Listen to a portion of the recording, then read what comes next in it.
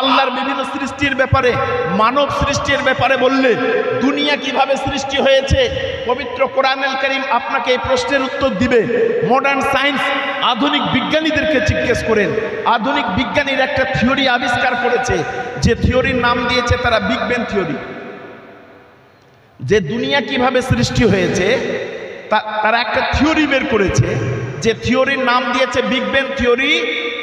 যে চন্দ্র, গ্রহ, সূর্য, Uranus, Neptune, Pluto যা কিছুই আমরা দর্শন করছি বা দেখছি বা যা কিছু আমাদের দর্শনের বাইরে আছে, সব একত্রিত অবস্থায় ছিল, এক জায়গায় ছিল।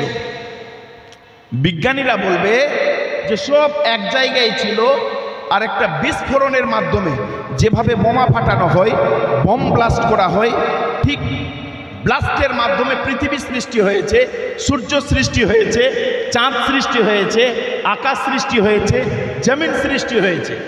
বিজ্ঞানীরা বলছে এই কথা। পবিত্র কোরআনুল কারীমকে জিজ্ঞেস করেন, বিজ্ঞানীরা বলছে দুনিয়া বিস্ফোরণের মাধ্যমে সৃষ্টি হয়েছে। চন্দ্র, গ্রহ, সূর্য, চাঁদ, তারা যা কিছু আমরা দর্শন করছি, সাত তাবাক জমিন, সপ্তম আকাশ, আর আমাদের দর্শনের দেখার বাইরে যা কিছু রয়েছে, সব বিস্ফোরণের মাধ্যমে সৃষ্টি হয়েছে। বিজ্ঞানীরা বলে। আসুন দেখি পবিত্র কোরআনুল কারীমকে জিজ্ঞেস করেন, তুমি কি বলো দুনিয়া সৃষ্টির ব্যাপারে। আজ থেকে 1400 বছর পূর্বে আল্লাহ রাব্বুল আলামিন পবিত্র কোরআনুল কারীমের মধ্যে বিগ ব্যাং থিওরির কথা বলে দিয়েছেন। বলুন সুবহানাল্লাহ। সূরা আম্বিয়ার মধ্যে আল্লাহ রাব্বুল আলামিন বলেছেন, আওয়ালাম ইয়ারাল্লাযীনা কাফারু আন্নাস সামাওয়াতি ওয়াল আরদা কানাতা রাতকান ফাফাতাকনাহুমা ওয়া জাআলনা মিনাল মা'i কুল্লা শাইইন হাই। আল্লাহ পাক বলছেন যে বিজ্ঞানীরা কি তাকায় না, চন্দ্র, গ্রহ, সূর্য, ইউরেনাস, নেপচুন, প্লুটো সব একত্রিত অবস্থায় ছিল। আল্লাহ রাব্বুল আলামিন এমন একটি পাওয়ার, এমন একটি সত্তা, তিনি যখন বললেন কুন হয়ে যাও, তৎক্ষণাৎ বিস্ফোরণের মাধ্যমে চাঁদ, সূর্য, ইউরেনাস, নেপচুন, প্লুটো, দুনিয়া এবং দুনিয়ার বাইরে যা কিছু আমরা দর্শন করছি বা দর্শনের বাইরে রয়েছে, সেটা বিস্ফোরণের মাধ্যমে সৃষ্টি হয়েছে। Modern science are saying today, আধুনিক বিজ্ঞানীরা আজকে এই কথা বলছে, কিন্তু আল্লাহর কোরআনে আজ থেকে 1400 বছর পূর্বে বিগ ব্যাং থিওরির কথা বলা হয়েছে।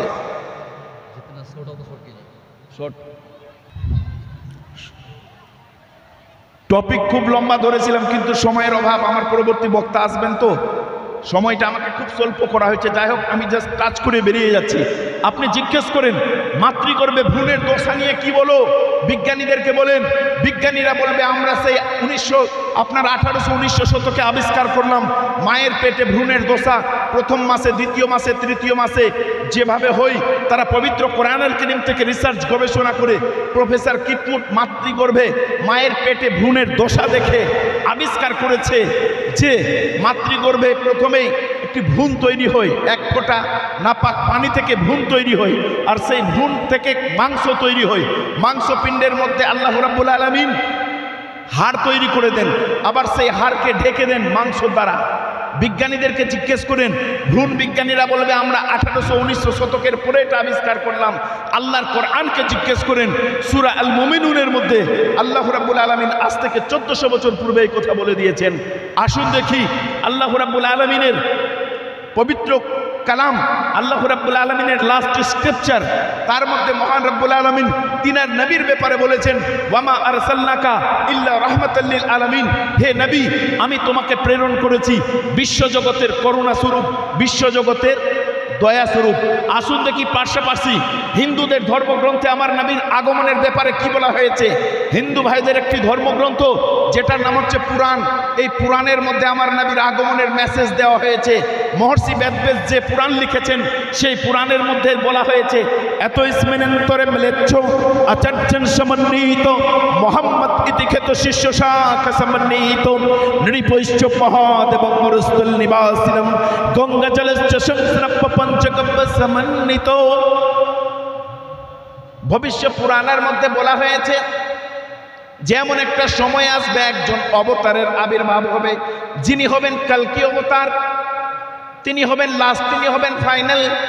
পুরাণের মধ্যে বলা হয়েছে এত স্মরণ করে মেলেচ্ছ, একজন মেলেচ্ছ আসবেন, বিদেশি আসবেন, তিনার নাম হবে মুহাম্মদ। এত ইসমেনান্তরে মিলেছ আচার্যেন সমন্বিত। শ্লোকটা শুনবেন, আমি পড়ছি। মুহাম্মদ ইতি খেত শিষ্য শাখা সমন্বিত। তিনার নাম হবে মুহাম্মদ। বলেন যে আপনি এই কথা কোথায় পেলেন? হিন্দু ভাইদের ধর্মগ্রন্থ পুরাণের মধ্যে আমি পেয়েছি। তিনার নাম হবে মুহাম্মদ। তিনি কোথায় আসবেন?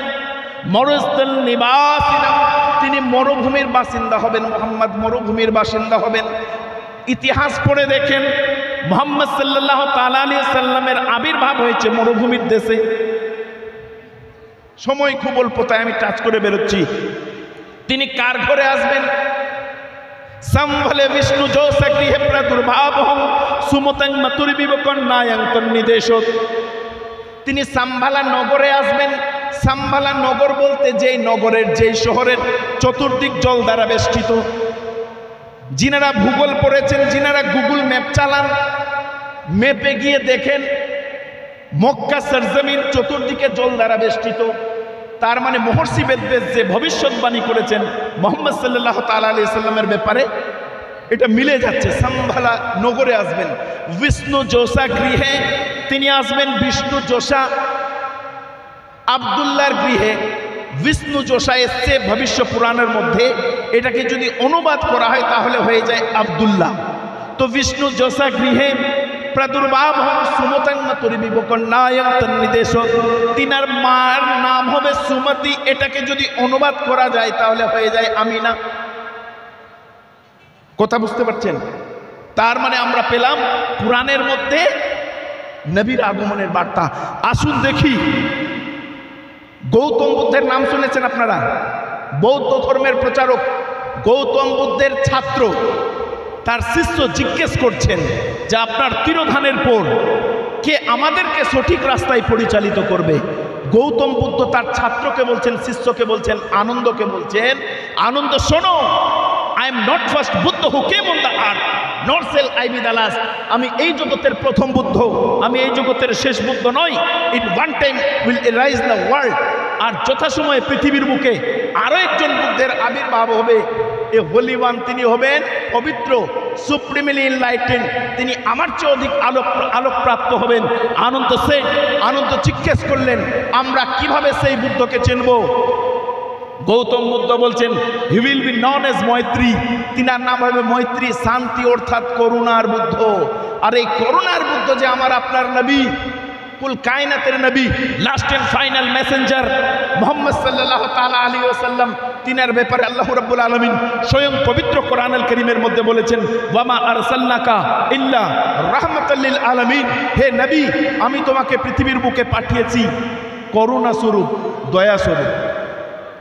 এখানেই শেষ কথা নয়। আসুন দেখি আপনার খ্রিস্টানদের ধর্মগ্রন্থ বাইবেলের মধ্যে কি বলা হয়েছে আমার নবীর আগমনের ব্যাপারে। বাইবেলকে জিজ্ঞেস করেন, বাইবেলের মধ্যে বলা হয়েছে যে আমার পরে একজন নবী আসবে। তার মানে খ্রিস্টানেরা যাকে দাবি করছে, তিনি বলছেন যে আমার পরে একজন নবী আসবে, আমি তিনার জুতার ফিতা খোলার যোগ্যতাও আমার নেই, তিনার পায়ের ধুলো বহন করার যোগ্যতাও আমার নেই। যীশু খ্রিস্ট যে বাইবেলের মধ্যে এত কাটছাট করেও আমার আপনার নবীর আগমনের মেসেজ থেকে গেছে। তার মানে বোঝা গেছে বর্তমান বিশ্বে বিভিন্ন খুনোখুনি, মারামারি, কাটাকাটি, হানাহানি সৃষ্টি হয়েছে, এটা রাজনৈতিক নেতাদের দ্বারা। বর্তমান বিশ্বে দেখছেন একটা দেশকে আরেকটা দেশের সঙ্গে লড়িয়ে দেওয়া হচ্ছে, কিভাবে নিজ স্বার্থকে আপনার স্বার্থ সিদ্ধিত করার জন্য, কিভাবে একটা দেশকে, একটা জাতিকে আরেকটা জাতির সঙ্গে লড়িয়ে দেওয়া হচ্ছে। বর্তমান বিশ্বে আপনি দেখছেন, বিশেষ করে আমরা যে দেশের বাসিন্দা, যে দেশের নাগরিক, আমরা যে দেশে বসবাস করি, বর্তমানে এমন একটি সরকার চলছে, যে সরকার, যে দেশের আইন আমাদেরকে অধিকার দিয়েছে যে এই দেশের প্রত্যেক জাতি, যারা যে ধর্মেরই হোক, নিজের ধর্মকে তারা প্রচার করতে পারবে, নিজের ধর্মকে পালন করতে পারবে। কিন্তু বর্তমান সময়ে এমন একটি পরিস্থিতি সৃষ্টি করে দেওয়া হয়েছে, কখনো পবিত্র কোরআনুল কারীমের ব্যাপারে ট্রিপল তালাক নিয়ে বিভিন্ন রকম আপনার পার্লামেন্টে আলোচনা, কখনো পার্লামেন্টে পবিত্র কোরআনুল কারীম থেকে 26টি আয়াতকে সরিয়ে দাও, যে আয়াতের ব্যাপারে তারা বলছে, তারা যুক্তি খাড়ো করছে যে পবিত্র কোরআনুল কারীমে এমন কিছু আয়াতের কথা বলা হয়েছে যে আয়াতটি জিহাদের ব্যাপারে কথা বলা হয়েছে, মানুষকে মানুষের সঙ্গে লড়িয়ে দেওয়ার কথা বলা হয়েছে। ভাই, তারা যদি সেই যুক্তি দেয়, আমরা তাদের ধর্মগ্রন্থ পড়ে আমরা তাদের সেই প্রশ্নের জবাব দিব। শ্রীমদ্ ভগবদ গীতাতে পুরোপুরি যুদ্ধের ঘটনায় বর্ণিত আছে। তাহলে শ্রীমদ্ ভগবদ গীতার কোন ছত্রকে, শ্রীমদ্ ভগবদ গীতার কোন শ্লোককে তুমি সেই জায়গা থেকে বের করবে? পবিত্র কোরআনুল কারীমকে তুমি বলো যে জিহাদের কথা বলা হয়েছে। ভগবান শ্রীকৃষ্ণ আর অর্জুনের সঙ্গে যে কথোপকথন শ্রীমদ্ ভগবদ গীতার মধ্যে, পুরোটা আপনার জিহাদ সংক্রান্ত আছে। যদি কোনো পণ্ডিত থাকে আমি তার সঙ্গে চ্যালেঞ্জ করতে রাজি আছি। আমি শ্রীমদ্ ভগবদ গীতা পুঙ্খানুপুঙ্খ লাইন বাই লাইন পড়েছি। পুরো শ্রীমদ্ ভগবদ গীতার মধ্যে যুদ্ধের ঘটনা বর্ণিত আছে। আজকে মুসলমানদেরকে বিভিন্নভাবে দাবিয়ে দেওয়ার চেষ্টা, মুসলমানদেরকে বিভিন্নভাবে ভুল বোঝানোর চেষ্টা, কখনো এনআরসির নাম করে, কখনো এনপিআর এর নাম করে, কখনো 360 370কে কাশ্মীরের সরজমিন থেকে উচ্ছেদ করে মুসলমানদেরকে দেশ থেকে বিতাড়িত করার যে পরিকল্পনা চলছে, মুসলমানেরা সজাগ। কারণ তারা মিথ্যা ইতিহাসকে আমাদের সামনে উপস্থাপন করছে যে ভারতের স্বাধীনতা আন্দোলনে মুসলমানদের কোনো অবদান ছিল না। তারা যুক্তি খাড়ো করছে যে ইতিহাস পড়ে দেখুক। আওরঙ্গজেবকে বিভিন্নভাবে তুচ্ছ তাচ্ছিল্য করার চেষ্টা করছে যে আওরঙ্গজেব নাকি হিন্দু ভাইদের মন্দির ভেঙেছিলেন। যে কলম দিয়ে লিখেছে আওরঙ্গজেব নিজের বৃদ্ধ পিতাকে বন্দী করেছিলেন, সেই কলম দিয়ে লেখা হয়েছে যে আওরঙ্গজেব বর্ণে বর্ণে কোরআন মানিয়া চলিতেন। ইতিহাস আপনাকে পড়তে হবে, ইতিহাস জানতে হবে। যিনারা গেছেন দিল্লির সেই ইন্ডিয়ার গেটে শত শত আপনার মুসলমানদের নাম লেখা আছে, যিনারা ভারতকে স্বাধীন করার জন্য, এই দেশকে স্বাধীন করার জন্য নিজের বুকের তাজা রক্তকে ঝরিয়ে দিয়েছেন। কিন্তু বর্তমানে এমন একটি চক্রান্ত চলছে, ইতিহাস থেকে মুসলমানদের নামকে মুছে দিয়ে মুসলমানদেরকে বোকা বানানোর চেষ্টা করা হচ্ছে যে তোমাদের পূর্বপুরুষেরা যারা ভারত শাসন করেছে, বিশেষ করে আওরঙ্গজেবের নাম করে বা আরও বিভিন্ন রাজার নাম করে 850 থেকে 850 বছর ভারত শাসন করেছে, তারা হিন্দুদেরকে বিভিন্নভাবে মুসলিম ধর্মে কনভার্ট করিয়েছে। মিথ্যা ইতিহাস, ইতিহাস আপনাকে জানতে হবে। আমাদেরকে প্রতিনিয়ত বোকা বানানোর চেষ্টা করা হচ্ছে, মিথ্যা ইতিহাস উপস্থাপন করছে। ক্ষুদিরাম বসুকে ফাঁসি দিয়ে মারা হয়েছে, কথাটা সত্য, আমরা মেনে নিতে চাই। আমরা চাই ক্ষুদিরাম বসুর নাম সোনার অক্ষর দিয়ে ইতিহাসের পাতায় লেখা থাকুক। কিন্তু যে দুই ভাইকে ফাঁসি দিয়ে মারা হয়েছে, মুসলমানের বাচ্চা যার নাম হচ্ছে মাওলানা মোহাম্মদ আলী, শওকত আলী, দুই ভাইকে জেলের ঘানি টানতে হয়েছে। আপনার কালাপানির সেই জেলে গিয়ে সেই জায়গায় জেলের ঘানি টানিয়ে মাওলানা মোহাম্মদ আলী, শওকত আলীকে ফাঁসিতে ঝুলিয়ে মারা হয়েছে। ইতিহাসে আমরা ক্ষুদিরাম বসুর নাম পেলাম, কিন্তু মাওলানা মোহাম্মদ আলী, শওকত আলীর নামকে মুছে দেওয়া হলো, কারণ তিনি মুসলমানের বাচ্চা। যে ইতিহাসে নেতাজি সুভাষচন্দ্র বোসের নাম আমরা পেলাম, ইতিহাস জানতে হবে আপনাকে। যদিও আমি কম্পারেটিভ রিলিজিয়ানের উপরে বক্তব্য দিতে শুরু করেছিলাম, কিন্তু বর্তমানে যে পরিস্থিতি তাতে ইতিহাস আপনাকে জানতে হবে। পবিত্র কোরআনুল কারীম যদি বলেন যে আমরা ইতিহাস পড়ে কি করব, ইতিহাস আপনাকে পড়তে হবে। সূরা ফাতিহার এমন একটি আয়াত রয়েছে যে আয়াত আমাদেরকে ইতিহাস জানার জন্য উদ্বুদ্ধ করছে, যে আয়াত বলছে ইতিহাস আমাদেরকে জানতে হবে। কাদের ইতিহাস জানতে হবে? যারা পৃথিবীর মধ্যে দাঙ্গা হানাহানি, যারা বিপথে পরিচালিত হয়েছে, যারা খারাপ রাস্তায় গেছে, তাদের ইতিহাসকে যেমন জানতে হবে, সঠিক পথে যারা পথিক, যারা মানুষকে সঠিক রাস্তায় পরিচালিত করেছে, সঠিক পথের আহ্বান করেছে, ঠিক তার পাশাপাশি তাদের ইতিহাসকেও আমাদেরকে জানতে হবে। বর্তমানে আমি যে বললাম যে নেতাজির নাম ইতিহাসের পাতায় সোনার অক্ষর দিয়ে লেখা আছে, আমি চাই না যে নেতাজির নামকে ইতিহাসের পাতা থেকে সরিয়ে দেওয়া হোক, কিন্তু যে নেতাজিকে বিদেশে পাঠাতে সাহায্য করেছিলেন যে মৌলানা ওবায়দুল্লাহ সিন্ধি, তিনার নাম আমরা ইতিহাসে পেলাম না। তিনার নামকে উড়িয়ে দেওয়া হয়েছে ইতিহাসের পাতা থেকে। যে ওবায়দুল্লাহ সিন্ধি ভারতকে স্বাধীন করার জন্য বিদেশে গিয়ে মানুষের কাছে চাঁদা চেয়েছে যে আমরা স্ট্যান্ড গান কিনবো, আমরা বিভিন্ন রকম হাতিয়ার কিনবো, ব্রিটিশরা আমাদেরকে মেরে মেরে শেষ করছে, বিদেশে চাঁদা তুলে রেখে দিয়ে এসেছিলেন। আর যেই নেতাজিকে কলকাতার সেই বাড়ি থেকে আফগানিস্তান দিয়ে কাবুলিওয়ালা সাজিয়ে বিদেশে পাঠানো হলো। নেতাজির নাম আমরা ইতিহাসে পেলাম, কিন্তু যে মৌলানা এত কষ্ট করে কাবুলিওয়ালা সাজিয়ে বিদেশে টাকা কালেক্ট করে রেখে এসে অস্ত্র কিনে বিদেশে রেখে এসে সাহায্য করলেন, সেই মৌলানার নাম আমরা ইতিহাসে পেলাম না। নুরুন্নেসা একজন মুসলমানের মেয়ে নুরুন্নেসা, যে নুরুন্নেসাকে ব্রিটিশের কুকুরকে কেটে ব্রিটিশের কুকুরকে সে নুরুন্নেসার মাংসকে পিস পিস করে খাওয়ানো হয়েছে। নুরুন্নেসার নাম আমরা ইতিহাসে পেলাম না। ভারতকে স্বাধীন করার জন্য গোল টেবিল বৈঠকে বুক চাপড়ে টেবিল চাপড়ে ব্রিটিশদের বিরুদ্ধে যে মৌলানা আওয়াজ তুলেছিলেন যে না ব্রিটিশ তুমি ভারত ছাড়ো, সেই মৌলানার নাম আমরা ইতিহাসে পেলাম না। গান্ধীজির নাম সোনার অক্ষর দিয়ে ইতিহাসে লেখা আছে। আমি চাই না গান্ধীজির নামকে ইতিহাস থেকে মুছে ফেলা হোক, কিন্তু যে মৌলানা ব্রিটিশদের বিরুদ্ধে টেবিল চাপড়ে কথা বলেছিলেন সেই মৌলানার নাম হচ্ছে হযরত মোহানি। হযরত মোহানির নামকে ইতিহাস থেকে মুছে দেওয়া হয়েছে, গান্ধীজির নামকে সেই জায়গায় রাখা হয়েছে, সোনার অক্ষর দিয়ে লেখা হচ্ছে। ভুল বোঝানো হচ্ছে। মুসলমানদের কি আছে? মুসলমানেরা কতটা রক্ত প্রবাহিত করেছে ভারতকে স্বাধীন করার জন্য, সেই ঐতিহাসিকদেরকে জিজ্ঞেস করেন। জেনারেল ওডায়ারের নেতৃত্বে পাঞ্জাবের সে জালিয়ানওয়ালাবাগে গুলি বর্ষণ করে জালিয়ানওয়ালাবাগের হত্যাকাণ্ড 1919 সালের 13 এপ্রিল মুসলমানদেরকে কিভাবে কচু কাটা করে গুলি চালিয়ে চালিয়ে শহীদ করা হয়েছিল, সেই মুসলমানদের নাম আমরা ইতিহাসের পাতায় পেলাম না। আজকে সচরাচর প্রতি পদে বিভিন্ন জায়গায় আমাদের এই রাজ্যের মানুষেরা বিভিন্ন রাজ্যে গেলে কোনো সময় দেখবেন আপনার ইউটিউবে ফেসবুকে দাড়ি ধরে মারা হচ্ছে, কখনো জয় শ্রীরামের নারা লাগাতে বলা হচ্ছে, কখনো গাছে বেঁধে মারা হচ্ছে, কখনো গাছে বেঁধে প্রহার করা হচ্ছে, বিভিন্নভাবে তুচ্ছ তাচ্ছিল্য করা হচ্ছে। কালিয়াচকের সেই সুযোগ্য সন্তান আফরাজুল খানের ভিডিও, আফরাজুল ভাইয়ের ভিডিও দেখেছেন যে কিভাবে তাকে কাইতা দিয়ে কুপিয়ে শরীরের মধ্যে পেট্রোল ঢেলে আগুন জ্বালিয়ে দিয়ে আবার ভিডিও বানিয়ে সেই ভিডিওকে সোশ্যাল মিডিয়ায় আপলোড করছে। মুসলমানদের ইতিহাস জানতে হবে, মুসলমান সজাগ। আমি বলছি না যে আপনার ছেলেকে ইতিহাস পড়াতে হবে না, আমি বলছি না যে আপনার ছেলেকে শুধু আলেম বানান। আপনার ছেলে যেমন আলেম হবে, পাশাপাশি আপনার ছেলেটি যদি সঠিক ইতিহাস জানে, সেই নেতাদের মুখে থাপ্পড় দিয়ে জবাব করে দিবে, সেই নেতাদের মুখে থাপ্পড় নিয়ে তারা মুখে প্রতিবাদ করতে পারবে যে ক্ষুদিরাম বসুকে যেভাবে ফাঁসিতে ঝোলানো হয়েছে, মৌলানা আশফাকুল্লাহকে ফাঁসিতে ঝোলানো হয়েছে, আপনার ক্ষুদিরাম বসুকে, ভগৎ সিংকে যেভাবে ফাঁসিতে ঝোলানো হয়েছে, মুসলমানের বাচ্চা মৌলানা মোহাম্মদ আলী শৌকত আলীকে ফাঁসিতে ঝোলানো হয়েছে।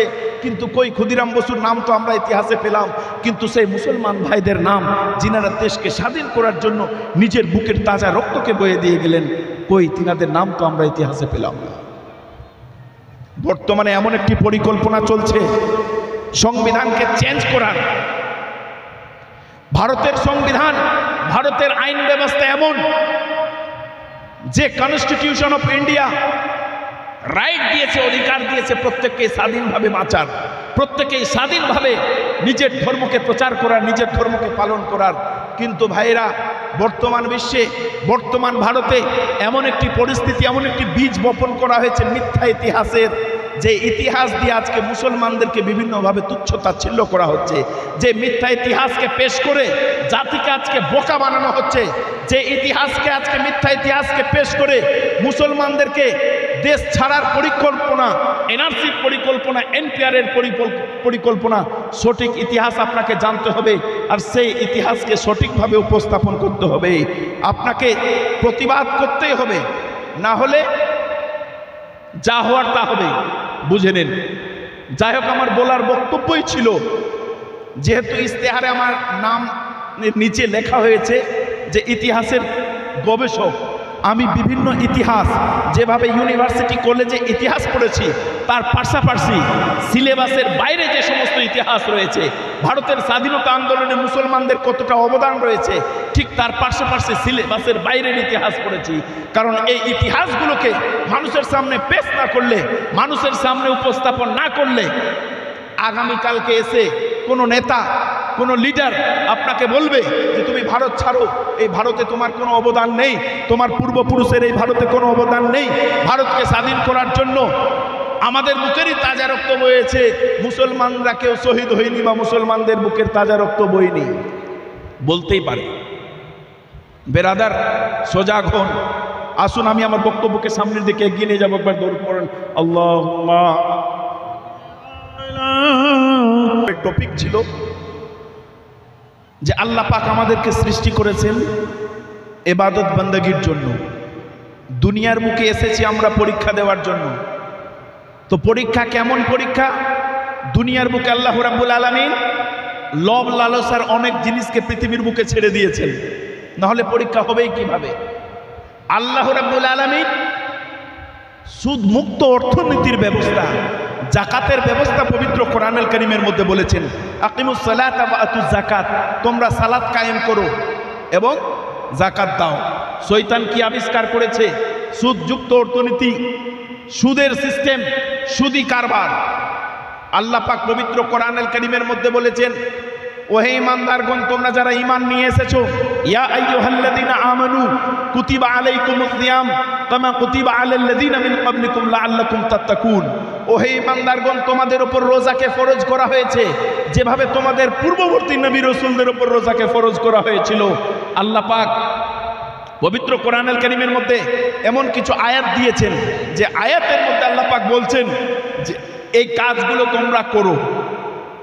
আর কিছু আয়াত আল্লাহ রাব্বুল আলামিন পবিত্র কোরআনুল কারীমের মধ্যে দিয়েছেন যে এই কাজগুলো থেকে তোমরা বিরত থাকো, দূরে সরে থাকো। তো কোন কাজগুলো আমাদেরকে করতে হবে? আল্লাহ পাক বলছেন আকিমুস সালাতা ওয়া আতুজ যাকাত। নামাজ শব্দটা পবিত্র কোরআনুল কারীমের কোথাও নেই। আল্লাহ পাক বলছেন যে সালাত কায়েম করো, মানে নামাজ কায়েম করো। আর কি ওয়া আতুজ যাকাত, তোমাদের মধ্যে যারা সম্পদশালী, যাদের উপরে যাকাত ফরজ হয়ে গেছে, বছরের শেষ দিনে তোমরা তোমাদের সম্পদের যা সঞ্চয় করেছো তার 2.5% যাকাত হিসাবে বের করো। আচ্ছা বাবা, আল্লাহ জিনাদেরকে মালদার বানিয়েছেন, আপনি আপনার সম্পদের 2.5% আল্লাহ বলছেন বের করো। আপনি যদি বের না করে ওই সম্পদটাকে আপনার সম্পদের মধ্যে মিশিয়ে রাখেন, যে সম্পদটা অন্যের হোক, 2.5%টা অন্যের হোক, তো আপনি যদি সেই 2.5%কে খেয়ে বসেন, আপনি হারাম খেলেন, অন্যের হক খেলেন, কাল কিয়ামতের মাঠে আপনি ফেঁসে যাবেন। আল্লাহ পাক বলছেন আকিমুস সালাত, তোমরা সালাত কায়েম করো। নবী আমার বলছেন হাদিস পাকের মধ্যে, মুরু আওলাদাকুম বিসসালাতি ওয়া হুম আবনাউ সাবঈ সিনিন ওয়াদরিবুহুম আলাইয়া ওয়া হুম আবনাউ আসরিন ওয়া ফাররিকু বাইনাহুম ফিল মাদাজি'i। যখন তোমাদের সন্তানের বয়স 7 বছর হয়ে যাবে, তাদেরকে নামাজের জন্য তাগিদ করো। যখন তোমাদের সন্তানের বয়স 10 বছর হয়ে যাবে, প্রয়োজন হলে প্রহার করে নামাজ পড়াও, মেরে নামাজ পড়াও। কিন্তু দুঃখের বিষয়, আমরা নিজেই নামাজ পড়ি না, সন্তানকে কিভাবে প্রহার করবেন? আল্লাহ রাব্বুল আলামিন পবিত্র কোরআনুল কারীমের মধ্যে কোন কাজগুলো করতে নিষেধ করছেন? আল্লাহ পাক বলছেন, ইয়া আইয়ুহাল্লাযীনা আমানু ইন্নামাল খামরু ওয়াল মাইসিরু ওয়াল আনসাবু ওয়াল আজলামু রিজসুম মিন আমালিশ শাইতান। আল্লাহ পাক বলছেন, ওহে ঈমানদারগণ, তোমাদের উপর নিষিদ্ধ করা হয়েছে কি? খামারকে, মদকে। তো আল্লাহ নিষেধ করছেন যে তোমরা মদ খেও না। তো মদ আপনি খেলেন, তার মানে আল্লাহর অর্ডারকে অমান্য করলেন। আল্লাহ বলছেন তোমরা জুয়া খেলো না, আপনি জুয়া খেললেন, মানে আল্লাহর আদেশকে অমান্য করলেন। আল্লাহ রাব্বুল আলামিন বলছেন যে তোমরা ভাগ্য নির্ধারণ করো না, আপনি ভাগ্য নির্ধারণ করলেন, জ্যোতিষীকে হাত দেখালেন, আপনার ভাগ্যে কি আছে না আছে, তার মানে আপনি আল্লাহর অর্ডারকে অমান্য করলেন। কারণ খায়রিহি ওয়া শাররিহি মিনাল্লাহি তাআলা, আপনার ভাগ্যে যদি ভালো কিছু হয় সেটা আল্লাহর দিক থেকে, খারাপ কিছু হয় সেটা আল্লাহর দিক থেকে। খায়রিহি ওয়া শাররিহি মিনাল্লাহি তাআলা, সেটা আল্লাহর দিক থেকে। আমাদের এই জীবনের পরে আরেকটা জীবন আছে, যেটাকে বলা হয়েছে ওয়াল বা'সে বা'দাল মাউত, মরার পরে আমাদের আরো একটা জীবন আছে। সেই জীবনে কি নিয়ে যাবেন? আল্লাহ পাক বলছেন, কিন্তু আমরা কখন মরবো, আমাদের মৃত্যুর দিনটা নির্ধারিত হয়ে আছে, কিন্তু আমরা জানি না। দুনিয়া জমিন সৃষ্টির করার পূর্বেই 50,000 বছর পূর্বে আমাদের তাকদীর লেখা হয়েছে। ভাগ্যে আমাদের কি আছে, কোথায় আসব, আমার বাবা কে হবে, মা কে হবে, পৃথিবীর কোন বুকে আমার জন্ম হবে, কোন জায়গায় জন্ম হবে, কতদিন দুনিয়ার বুকে বেঁচে থাকবো, আল্লাহ রাব্বুল আলামিন আগেই ভাগ্যের মধ্যে সেটাকে তাকদীরটাকে লিখে দিয়েছেন।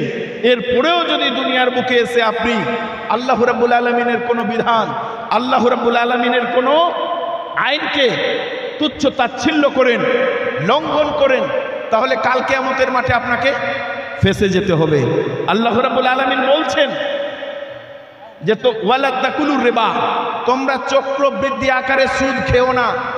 তো যারা সুদ খেলো আল্লাহর আদেশকে অমান্য করলো, সুদ খাওয়ার অনেক বড় বড় পাপ রয়েছে, তার মধ্যে একটি পাপ হচ্ছে মায়ের সঙ্গে 70 বার চেনা করলে যে পাপ হয়, একজন ব্যক্তি যদি চক্রবৃদ্ধি আকারে সুদ খায় তার আমলনামায় সেই পাপটি লেখা হয়। আমি আমার বক্তব্যের প্রারম্ভে, বক্তব্যের শুরুতে পড়েছিলাম, নবী আমার বলছেন ইদা মাতাল ইনসানু ইনকাতাত আনহু আমালুহু ইল্লা মিন সালাসাতিন সাদাকাতিন জারিয়াতিন আও ইলমিন ইউনতাফাউ বিহি।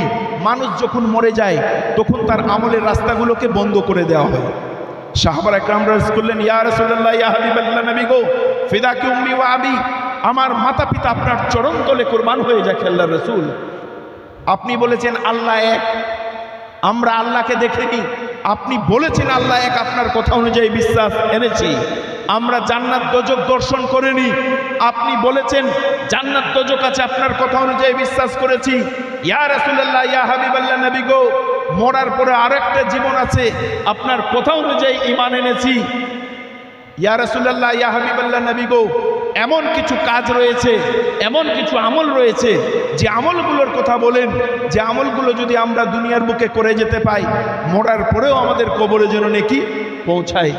নবী আমার বললেন সাদাকাতিন জারিয়াতিন, দুনিয়ার বুকে কেউ যদি সাদকায়ে জারিয়া করে যেতে পারো তাহলে তোমাদের আমলনামায় নেকি চলতে থাকবে। সাদকায়ে জারিয়া কি জিনিস? আপনি আল্লাহর ঘর মসজিদ নির্মাণের জন্য একটি টাকাও যদি দিয়ে থাকেন, আল্লাহর ঘর মসজিদ নির্মাণের জন্য একটি ইটও দিয়ে থাকেন, আল্লাহর ঘর মসজিদ নির্মাণের জন্য এক বস্তা সিমেন্টও যদি দিয়ে থাকেন, তাহলে আপনার আমলনামায় সাদকায়ে জারিয়া চলে যাবে। আমি আমার বক্তব্যকে সংক্ষেপের দিকে টানছি। নবী আমার সাহাবা একরাম রাজ করলেন, ইয়া রাসূলুল্লাহ, ইয়া হাবিবাল্লাহ, দ্বিতীয় আমলটি কি জিনিস? নবী আমার বললেন দ্বিতীয় আমলটি হচ্ছে আও ইলমিন ইউনতাফাউ বিহি, এমন জ্ঞান যার দ্বারা মানুষের উপকার হবে। আপনি পবিত্র কোরআনুল কারীমের একটি আয়াত জানেন, আপনি যদি অন্য কাউকে শিখিয়ে দেন, তার দ্বারা নারায়ে তাকবীর, নারায়ে তাকবীর, নারায়ে রিসালাত, নারায়ে রিসালাত, উলামায়ে আহলে সুন্নাত মাসলাকে আলা হযরত, নারায়ে তাকবীর, নারায়ে তাকবীর। তৃতীয় আমলটি হচ্ছে নবী আমার বললেন ওয়ালাদিন সালেহিন ইয়াদউ লাহু, কেউ যদি নেক সন্তানকে দুনিয়ার বুকে ছেড়ে যেতে পারে, আপনি মরে গিয়ে কবরে শুয়ে থাকবেন, আপনার সেই নেক সন্তান যদি আপনার জন্য দোয়া করে 100% সিওরলি সেই দোয়াকে কবুল করা হবে। আমি আমার বক্তব্যকে আর দীর্ঘায়িত করলাম না। ওয়াখিরু দাওয়ানা আনিল হামদুলিল্লাহি রাব্বিল আলামিন, ওয়াসসালামু আলাইকুম ওয়া রাহমাতুল্লাহি ওয়া বারাকাতুহু। দরুদ পড়ুন আল্লাহুম্মা।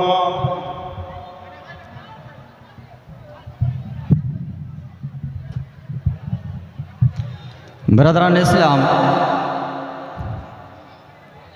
जनाब हज़रत मौलाना जीवनी वक्ता उबैदुल इस्लाम साहब के बुला तशरीफ़ ला चुके हैं। जितने बाहर हैं पेंडल के, सब लोग पेंडल के अंदर आएँ। क्या भैया आप चाहते हैं कि आखिरत में भी जन्नत के बाहर घूमें? अरे लोगों को जन्नत के बाहर में शानदार दरख्त के नीचे में जगह मिलेगी, जन्नत के अंदर देखेगा तो ख्वाहिश करेंगे मौला कम से कम दरवाजे तक पहुंचा दे। जब जन्नत के दरवाजे में पहुंचा दिया जाएगा